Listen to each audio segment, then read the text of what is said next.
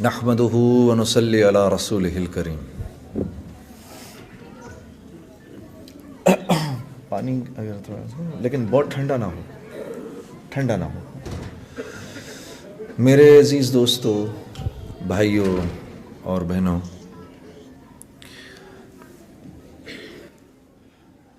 یہ بڑی خوش قسمتی کا موقع ہوتا ہے کہ لوگ کسی بھی جگہ پر اللہ رب العزت کے لیے جمع ہوں اور ان کی سوچیں اور ان کی فکریں جو ہیں وہ اس بات میں استعمال ہوں کہ کس طرح سے محمد صلی اللہ علیہ وسلم کا لایا ہوا دین جو ہے وہ زندہ ہو جائے۔ اللہ کے نبی صلی اللہ علیہ وسلم کی دعا ہے، بس یہ میرے چھوڑ، اللہم انصر من نصر دین محمد صلی اللہ علیہ وسلم۔ اے اللہ،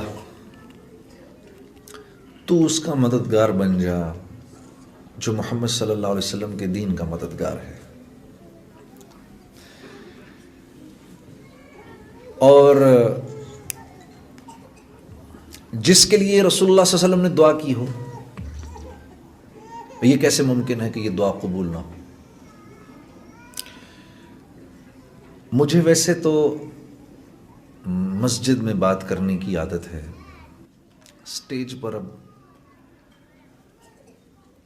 اس ماحول میں بات کرنے کی عادت نہیں ہے،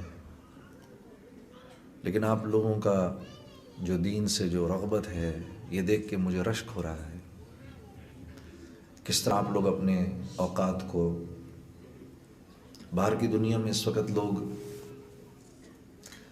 اس فکر میں ہیں کہ کس طرح سے مال بڑھ جائے، نام بڑھ جائے، شہرت بڑھ جائے، یہ ساری فکریں اس وقت لوگوں کی ہیں۔ عام طور پہ یہی سوچیں، دن سارا اسی میں استعمال ہوتا ہے، صلاحیت ساری اس میں استعمال ہوتی ہے۔ آپ کے ٹورانٹو کے شہر میں ایک آدمی نے ہمیں بتایا، ٹورانٹو شہر سے، کہ جی آج کے دور میں تو لوگ کام ہی نہیں کرتے، مجھے دیکھیں 30 سال ہو گئے میں نے دکان میں ایک دن کی چھٹی نہیں کی۔ اف، میرے یہ بات سن کے پیروں کے نیچے سے زمین نکل گئی۔ کہا جی ایک دن چھٹی کی تھی، وہ بھی آدھے دن کی، جس دن والدہ کا انتقال ہوا تھا، آدھے دن کی تھی چھٹی، دوپہر کو پھر دکان پہ آ گیا تھا۔ سوچو اس مسلمان کی ساری صلاحیتیں وہاں لگیں جہاں اس بیچارے کا زور ہی نہیں چل سکتا، کیونکہ رزق تو اللہ کی طرف سے مقدر ہے، متعین ہے۔ یہ 30 سال وہ جس نے عمر قید گزاری نا 14 سال، وہ اس سے دگنا خوش قسمت ہے، کیونکہ وہ تو 14 سال کے بعد رہا ہو گیا، یہ 30 سال دکان کا قیدی بنا رہا بیچارہ۔ اس کی ساری صلاحیتیں اللہ رب العزت نے جو اس کے اندر انسانی کمالات رکھے تھے وہ سارے کے سارے استعمال کس لیے ہو گئے؟ دکان کی چیزیں بیچنے کے لیے۔ دکان میں بیٹھ کر یہ گاہک اپنی مرضی سے تھوڑی اندر لے کر آ رہا ہے، یہ تو اللہ بھیج رہے ہیں گاہک اس کی طرف، لیکن اس بیچارے کی صلاحیتیں ساری کی ساری دکان کو ٹھیک کرنے میں لگ گئیں۔ اس کی کیا وجہ ہے؟ اس کا قصوروار میں اپنے آپ کو سمجھتا ہوں، میں اپنے آپ کو اس پیارے بھائی کی صلاحیتوں کے ضائع ہونے کا میں قصوروار ہوں۔ کاش کہ میں نے وقت نکالا ہوتا، میں آیا ہوتا اس کے پاس، یہاں پر اس کو بتایا ہوتا۔ مسلمان تھا، میرے 1-2 دفعہ بتانے سے ہو سکتا ہے اس کو بات سمجھ میں آ جاتی کہ دنیا میں آنے کا مقصد مال کا بڑھانا نہیں ہے، بلکہ دنیا میں آنے کا مقصد ہدایت حاصل کرنا ہے۔ ٹھیک ہے، یہ اب اس سے زیادہ بڑھے گا نہیں، ٹھیک ہے۔ تو دنیا میں آنے کا مقصد ہدایت حاصل کرنا ہے، دنیا میں آنے کا مقصد مال اور حکومت اور دولت اس کا حاصل کرنا یوں نہیں ہے کہ اس کا حصول انسان کے بس کی بات نہیں ہے۔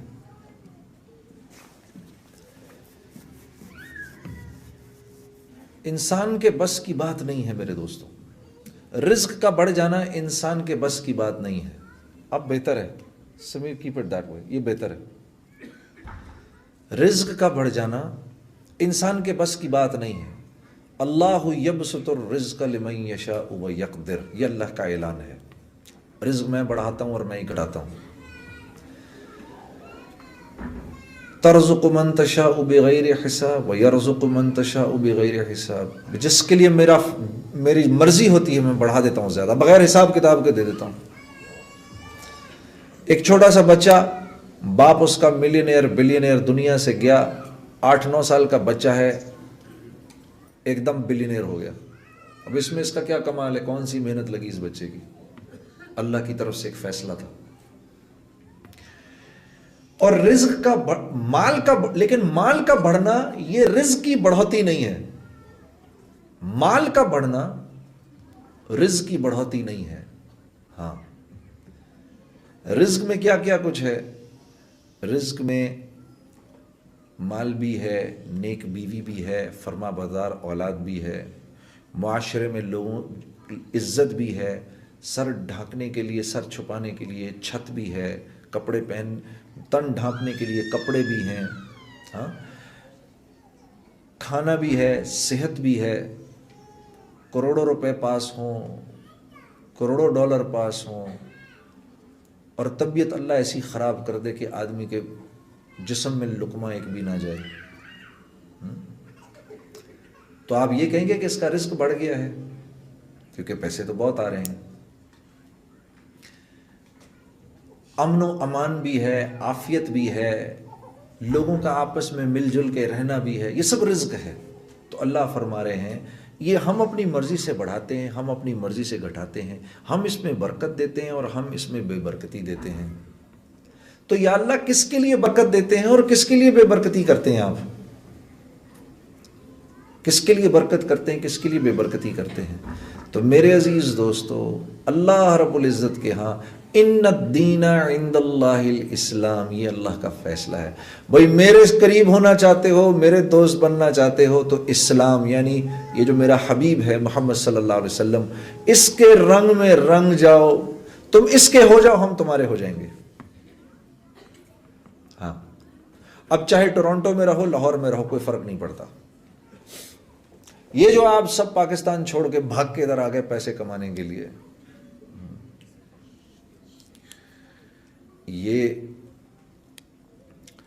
یہ تو اسلام کا مزاج ہی نہیں ہے نا. لیکن آپ کا کیا قصور ہے؟ ہم بھی یہی ہیں, ہم پاکستان کے اندر مارے مارے پھر رہے ہیں, آپ یہاں پر. ہاں, وہ میں دوستوں سے عرض کرتا ہوں, کبھی کبھار میں دوستوں کو کبھی کبھار کہتا ہوں, یہاں کے دوستوں کو, آپ دیکھو تو صحیح ہم پاکستانی کتنے بے وقوف ہیں. ہم پاکستان میں کتنے بے وقوف ہیں. ہم سب سمجھ رہے ہیں یہاں پر ٹورنٹو میں آپ سب سکھی ہیں. ہاں, آپ ہماری بے وقوفی کی انتہا دیکھو. ہم سمجھتے ہیں آپ سب ادھر سوکھے ہیں, آپ سے زیادہ تو پریشان کوئی نہیں ہے. ہاں, سود نے آپ لوگوں کی مت مار دی ہے. صبح جو ریزگاری کے لیے نکلتے ہیں, میں پرسوں کی بات ہے, آسٹن میں میرا بیان تھا, تو فجر کی نماز کے وقت 6 بجے میرا جو ہوٹل تھا ذرا میں 9ویں فلور پہ تھا, تو میں نے جا کے کھڑکی کھولی, میں نے باہر دیکھا تو تیز رفتاری سے صبح 6 بجے گاڑیاں اوپر نیچے دوڑ رہی تھیں. اور میں نے دل میں کہا یا اللہ, اٹھنا تو تھا ہی, کسی پر تو نے فضل کیا تو وہ فجر کے لیے اٹھا, اور کسی پر تیری سختی آئی تو بیچارہ مال کی دوڑ میں دیکھ کیسے گاڑیاں دوڑ رہی ہیں اوپر سے نیچے 6 بجے بھی. اٹھنا تو ہے. ہاں, یہ خود ڈیسائیڈ کر لو, نماز کے لیے اٹھنا ہے کہ کھجل خواری کے لیے اٹھنا ہے. اٹھائے گا ضرور اللہ, اٹھنا ہے. مسجد کے لیے گھر سے نکلنا ہے یا کھجل خواری کے لیے گھر سے نکلنا ہے, یہ فیصلہ آپ کر لیں. تو میرے دوستو, کیونکہ ایسے ماحول میں رہ رہے ہیں جس ماحول میں دن اور رات پیسہ پیسہ پیسہ پیسہ پیسہ پیسہ. ہاں اللہ دور تک نہیں. ایک آدمی ادھر آنے لگا کینیڈا, اس سے پوچھا بھائی کہاں جا رہے ہو, کس کے پاس جا رہے ہو؟ یار دوست ہیں, اور وہ اگر نہ ملے تو وہ کوئی نہیں جی, ڈالر تو ہے میرے پاس اور وہ بھی ختم ہو گئے, پھر اللہ مالک ہے. تیسرا نمبر کس کا؟ اللہ کا. پھر آئے گا اللہ کہیں بیچ میں. تو میرے دوستو, ہم نے اس مزاج کو بدلنا ہے. ہم یہ جو مجمع بیٹھا ہے, آپ لوگ اگر آپس میں باتیں کریں گے تو میں 5 منٹ میں اٹھ کے چلا جاؤں گا یہاں سے, اس لیے آپ لوگوں کو باتیں بند کرنی پڑیں گی. میں آپ لوگوں کے لیے بیٹھا ہوں ادھر اس وقت. 4 دن میں میں صرف 4 گھنٹے سویا ہوں بس.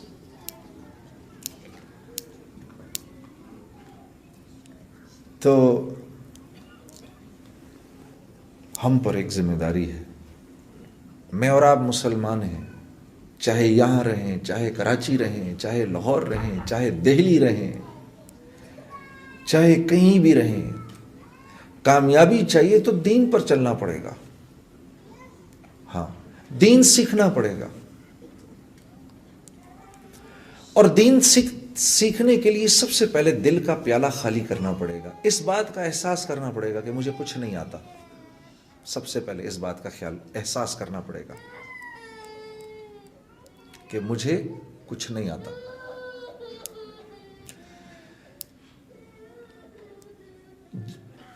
تجربے سے بتا رہا ہوں, جتنا آپ آگے بڑھتے جائیں گے آپ کو احساس ہوگا مجھے تو کچھ بھی نہیں آتا. میں گانے کی لائن کی بات بتاتا ہوں. ایک دفعہ مجھے یاد ہے, مجھے گانے کی فیلڈ میں 10-11 سال ہو گئے, 12 سال ہو گئے. تو ایک دن میں جہاز میں بیٹھا ہوا تھا,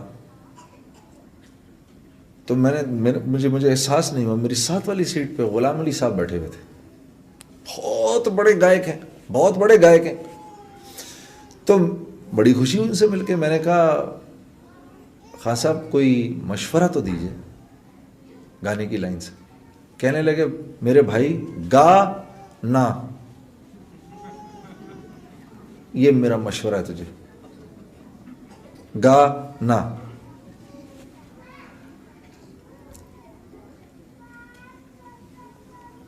ان کی اسی سوچ نے تو ان کو اتنا بڑا بنا دیا. تو دنیا کی لائن میں شیطان خوب کوشش کرواتا ہے, محنت کرواتا ہے. محنت کون کرتا ہے؟ جس کو اس بات کا احساس ہو کہ مجھے ابھی آتا کچھ نہیں. اور جو اطمینان سے بیٹھ جاتا ہے وہ بیٹھ جاتا ہے. مجھے تو ابھی میں نماز پڑھتا ہوں جی, اور آپ کیا چاہتے ہیں مجھ سے؟ نہیں,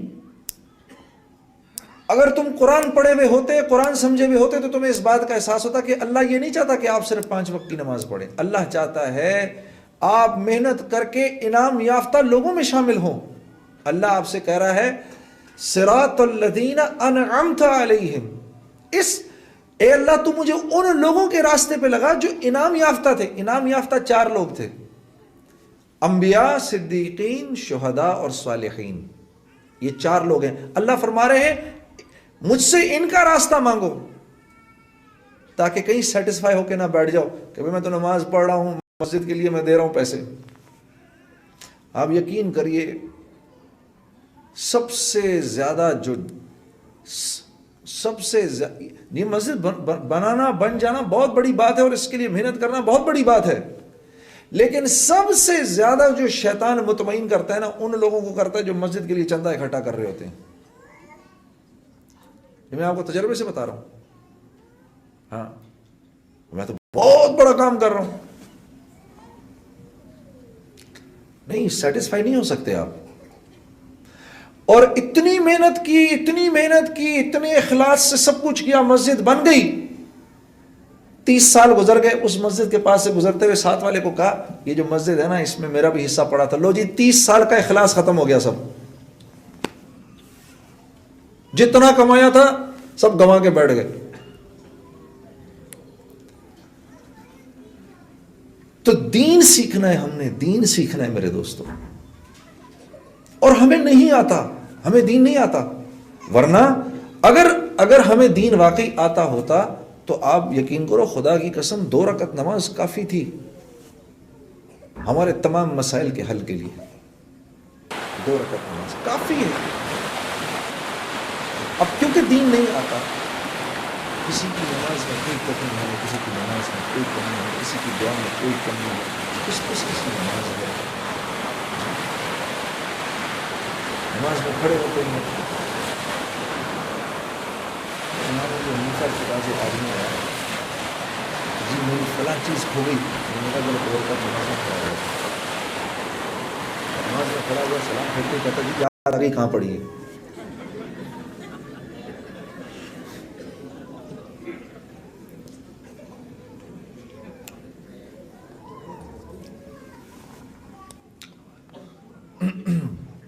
کیا وجہ ہے؟ وجہ یہ ہے کہ یہ جو دل ہے، ذرا غور سے سنیے گا، یہ دل جو ہے نا،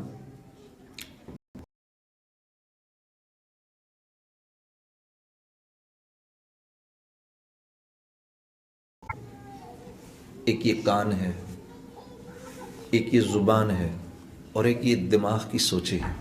یہ 4 راستے ہیں جو دل تک جاتے ہیں.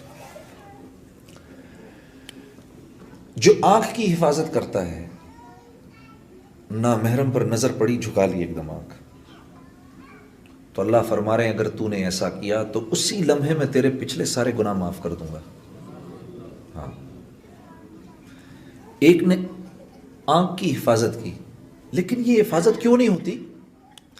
یہ 4 ٹن کے ٹرک کو تو بریک لگ جاتی ہے، آنکھ کو بریک کیوں نہیں لگتی؟ کیونکہ اس کی اندر سے بریکیں فیل ہیں. یہاں بریکیں فیل ہیں، نہیں لگتی، کیا کریں؟ دوسرا ہے یہ کان، یہ آنکھ کو صحیح استعمال کر رہا ہے، کان کو صحیح استعمال کر رہا ہے، زبان کو صحیح استعمال کر رہا ہے، سوچیں پاکیزہ ہیں. اب یہ جب کھڑا ہوگا نا نماز میں، اللہ اکبر، تو اللہ کے ماں سوا سے فوراً کٹ جائے گا.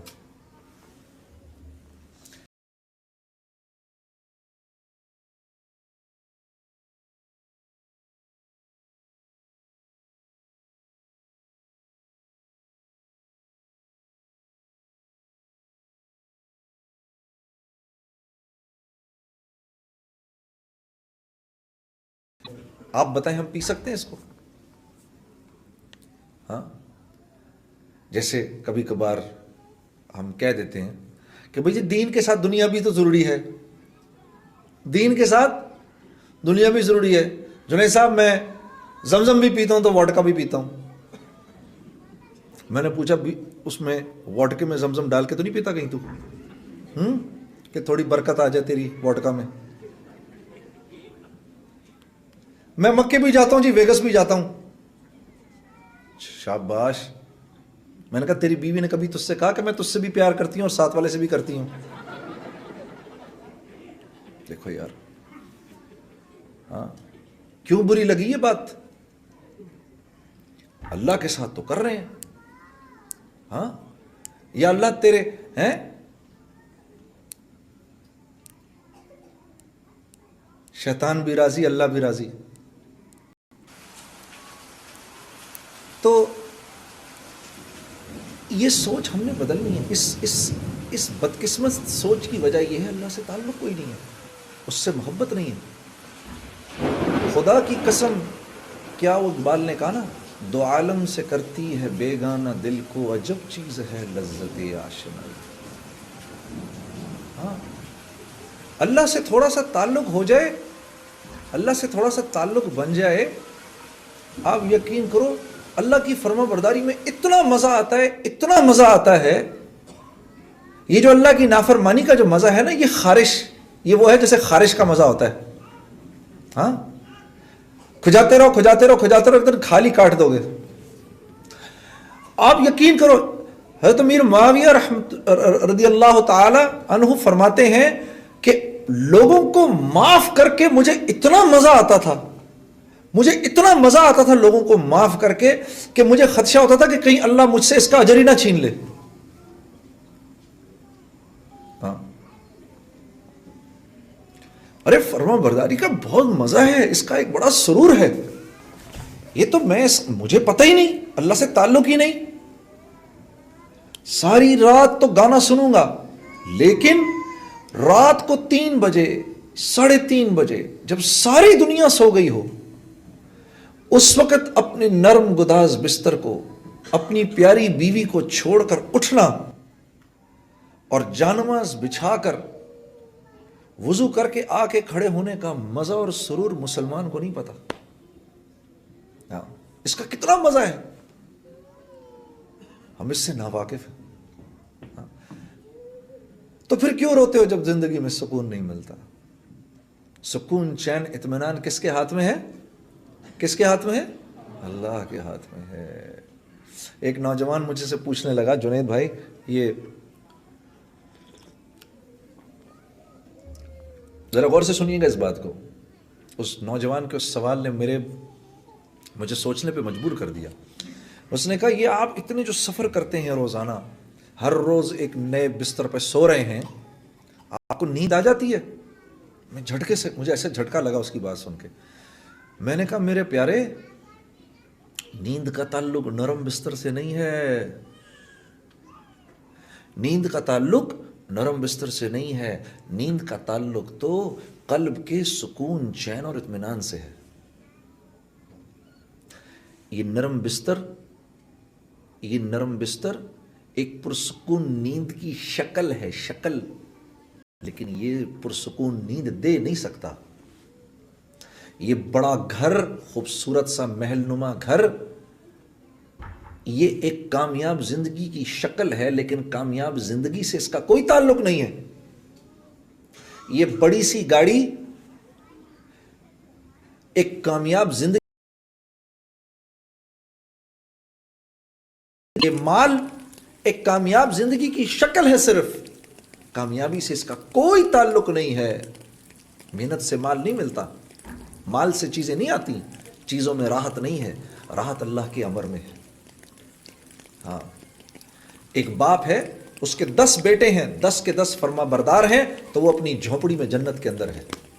اور ایک آدمی ہے، اس کی ایک بیٹی ہے لیکن ناگن ہے، تو وہ محل کے اندر، دوزخ کے اندر ہے۔ یہ ٹورانٹو کا شہر ہے۔ اسی ٹورانٹو کے شہر کے اندر مجھے آج بھی یاد ہے 1992 کی وہ قصہ، وہ آج بھی میری آنکھوں کے سامنے گھوم رہا ہے۔ ہم یہاں پر شو کر رہے تھے، بہت بڑا مجمع تھا۔ جب شو ختم ہوا تو آرگنائزروں نے کہا کہ آپ باہر نہ نکلیں یہاں سے، بہت بڑا مجمع، ان کو جانے دیں۔ تو مجمع کے نکلتے نکلتے رات کے 2:30 بج گئے۔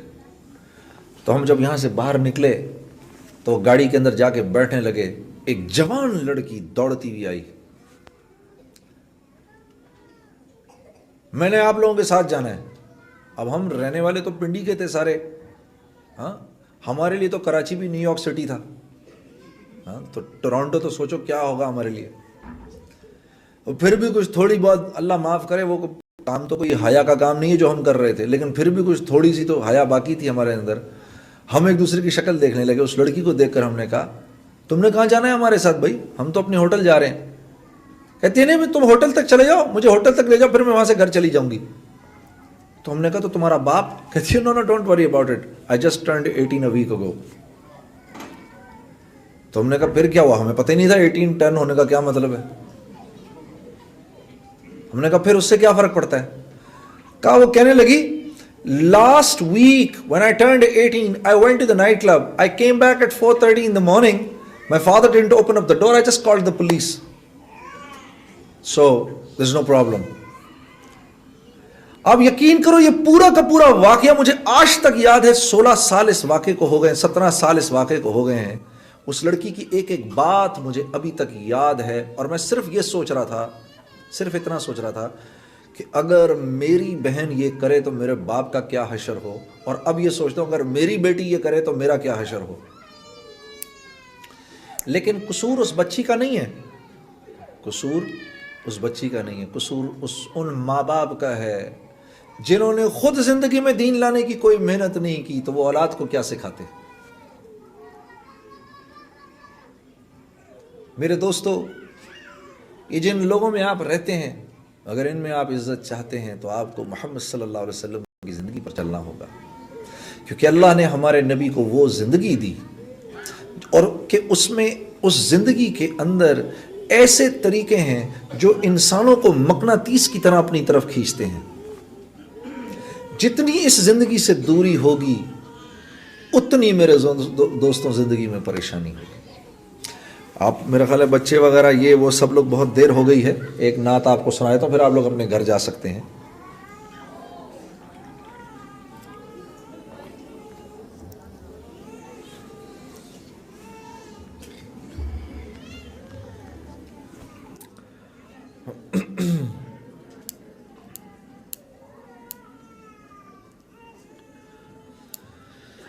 اے رسول امی، اے رسول امی، خاتم المرسلین، تجھ سا کوئی نہیں، تجھ سا کوئی نہیں۔ اے رسول امی، خاتم المرسلین، تجھ سا کوئی نہیں، تجھ سا کوئی نہیں۔ ہے عقیدہ یہ اپنا بصدق و یقین، تجھ سا کوئی نہیں، تجھ سا کوئی نہیں۔ اے رسول امی، خاتم المرسلین،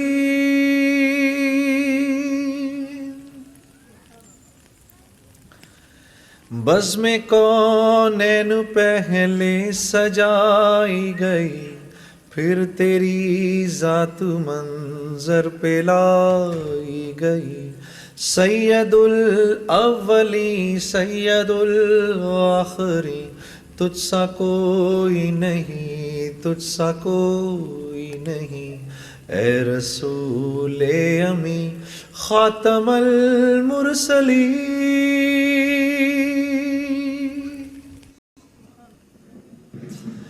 مصطفیٰ مجتبیٰ، مصطفیٰ مجتبیٰ، تیری مداح و ثنا میرے بس میں نہیں، دسترس میں نہیں۔ دل کو ہمت نہیں، لب کو یارا نہیں، تجھ سا کوئی نہیں، تجھ سا کوئی نہیں۔ اے رسول امی، خاتم المرسلین،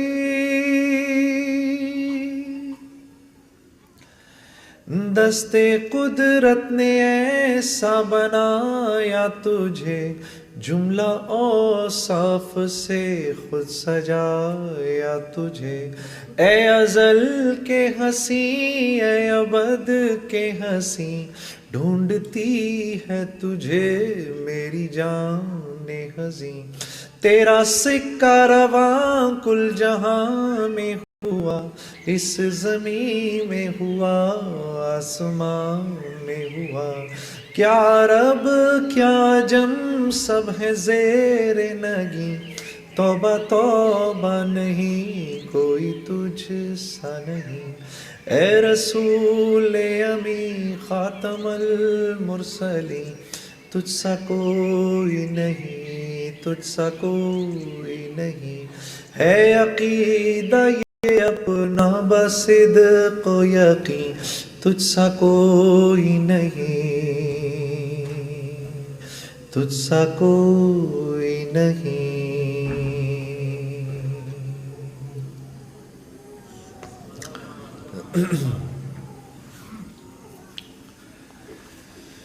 تو میرے دوستو،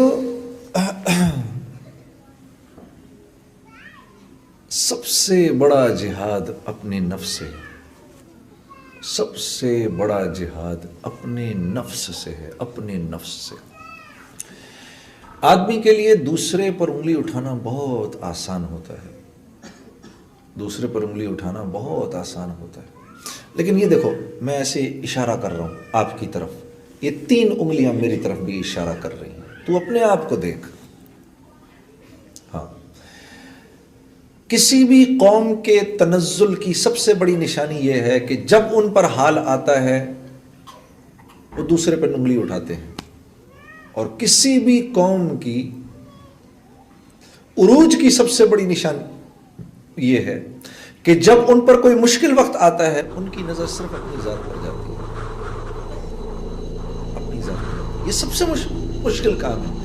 اسی لیے ایک دفعہ نبی کریم صلی اللہ علیہ وسلم غزوہ تبوک سے واپس آ رہے تھے، مدینے پہنچے تو آپ نے فرمایا ہم جہاد اصغر سے اب جہاد اکبر کی طرف آ گئے۔ سب سے بڑا مسئلہ اپنی ذات کا ہے، مجھ میں کیا کمی ہے، میں کیا پرفیکٹ ہوں؟ حضرت عیسیٰ علیہ السلام کے دور میں ایک بدکار عورت کو لوگ پتھر مار رہے تھے، تو حضرت عیسیٰ علیہ السلام نے آ کے فرمایا اس عورت کو پہلا پتھر وہ مارے گا جس نے آج تک کوئی گناہ سرزد نہیں کیا۔ تو کوئی پتھر مارنے والا نہیں تھا اس کو۔ مجھے آج تک یاد ہے فیصل آباد میں میرا کچھ وقت لگ رہا تھا،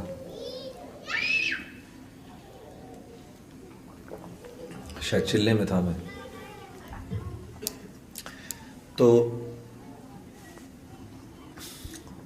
چلے سے فارغ آخری دن تھے چلے کے، تو ایک بہت بڑا مجمع بیٹھا ہوا تھا، تو میں بیان کر رہا تھا، تو جب بیان ختم ہوا تو ایک ساتھی میرا آ کے میرے سے کوئی کام ہے،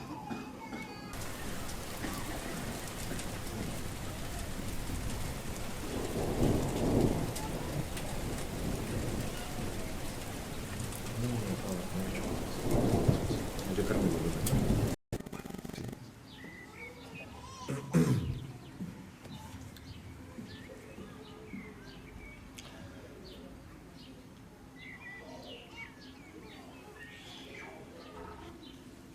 تو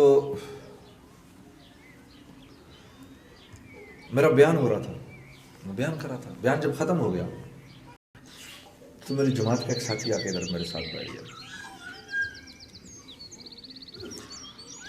مجھے کہنے لگا کہ مجھے دیکھ کے ہنسنا شروع ہو گیا، وہ مسکرانا شروع ہو گیا، عجیب سی مسکراہٹ تھی اس کے چہرے پہ۔ تو میں نے اس کو بولا کیا بات ہے بھائی؟ کہتا کچھ نہیں۔ میں نے کہا نہیں بتا یار کیا بات ہے، کچھ چھپا رہا ہے۔ کہتا کچھ نہیں۔ جب میں نے اصرار کیا کہتا یار میں پیچھے بیٹھ کے تیرا بیان سن رہا تھا، میں تیرا بیان پیچھے بیٹھ کے سن رہا تھا۔ تو میرے آگے دو لڑکے بیٹھے ہوئے تھے اور وہ دونوں آپس میں بات کر رہے تھے، تو میں ان کی بات سن رہا تھا، تو ایک دوسرے سے کہہ رہا تھا یار یہ باتیں تو بڑی اچھی کرتا ہے لیکن اس کی زندگی تو دیکھو کیا ہے۔ تو ساتھ والا کہتا ہے یار یہی تو مسئلہ ہے، یہ تو سارا مسئلہ ہے، اگر یہ اپنی زندگی پر توبہ کر لے تو میں ابھی 4 مہینے کے لیے نکل جاؤں۔ یہ بات مجھے یاد ہے، یہ بات میں کر رہا ہوں سن 2000 کی۔ اپنے اس ساتھی کی بات مجھے ایسا لگا جیسے کسی نے سینے میں چھرا گھونپ دیا ہے، مجھے ایسا لگا کسی نے سینے میں چھرا گھونپ دیا میرے۔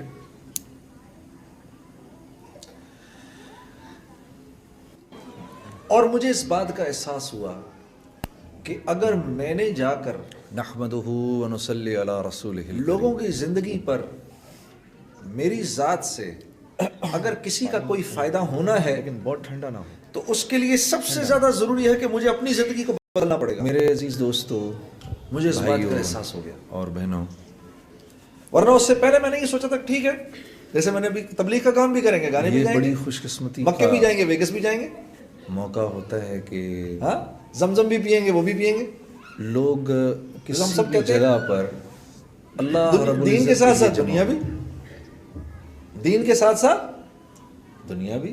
اور ان کی سوچیں اور ان کی فکریں جو ہیں، کتنی بڑی نادانی ہے یہ، کتنا بڑا نادانی کا جملہ ہے، وہ دین کے ساتھ دنیا۔ اس بات میں استعمال ہوں کہ دین کس ہے طرح کیا؟ سے دین تو ہے ہی محمد صلی دنیا کے اللہ لیے، علیہ وسلم کا لایا ہوا دین جو ہے، جنت تو آخرت میں اس کا انعام ہے،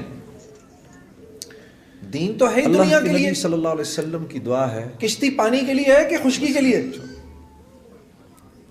اللہ کشتی کو اٹھا کے پانی سے باہر رکھ دو تو کشتی بیکار ہو جائے گی، کسی کام کی نہیں ہے۔ صلی اللہ علیہ وسلم۔